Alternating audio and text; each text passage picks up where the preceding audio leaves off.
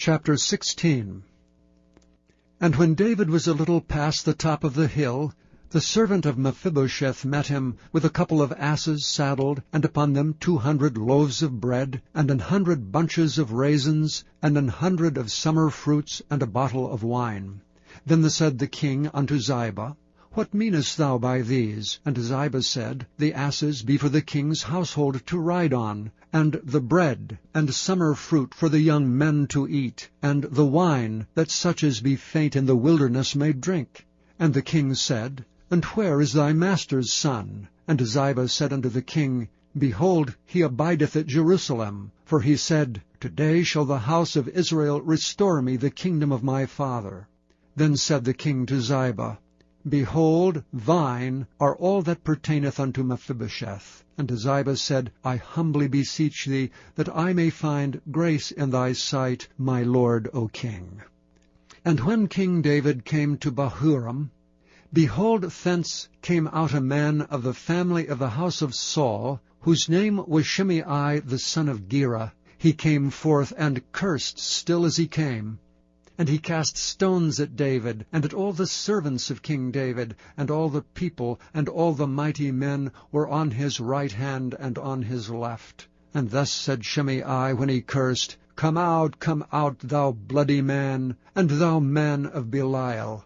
The Lord hath returned upon thee all the blood of the house of Saul, in whose stead thou hast reigned. And the Lord hath delivered the kingdom into the hand of Absalom thy son. And behold, thou art taken in thy mischief, because thou art a bloody man.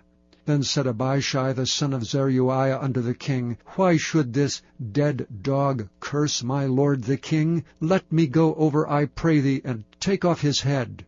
And the king said, What have I to do with you, ye sons of Zeruiah? So let him curse, because the Lord hath said unto him, Curse David. Who shall then say, Wherefore hast thou done so? And David said to Abishai and to all his servants, Behold, my son, which came forth of my bowels, seeketh my life. How much more may this Benjamite do it? Let him alone, and let him curse, for the Lord hath bidden him. It may be that the Lord will look on mine affliction, and that the Lord will requite me good for his cursing this day. And as David and his men went by the way, Shimei went along on the hillside over against him, and cursed as he went, and threw stones at him, and cast dust. And the king and all the people that were with him came weary, and refreshed themselves there. And Absalom and all the people, the men of Israel, came to Jerusalem, and Ahithophel with him.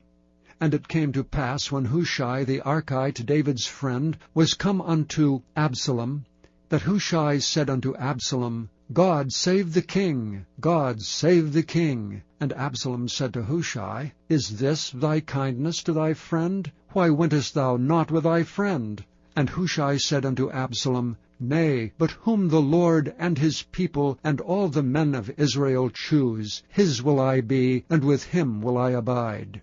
And again, whom should I serve? Should I not serve in the presence of his son? As I have served in thy father's presence, so will I be in thy presence. Then said Absalom to Ahithophel, Give counsel among you what we shall do. And Ahithophel said unto Absalom, Go in unto thy father's concubines, which he hath left to keep the house, and all Israel shall hear that thou art abhorred of thy father. Then shall the hands of all that are with thee be strong. So they spread Absalom a tent upon the top of the house, and Absalom went in unto his father's concubines in the sight of all Israel. And the counsel of Ahithophel, which he counselled in those days, was as if a man had inquired at the oracle of God. So was all the counsel of Ahithophel, both with David and with Absalom.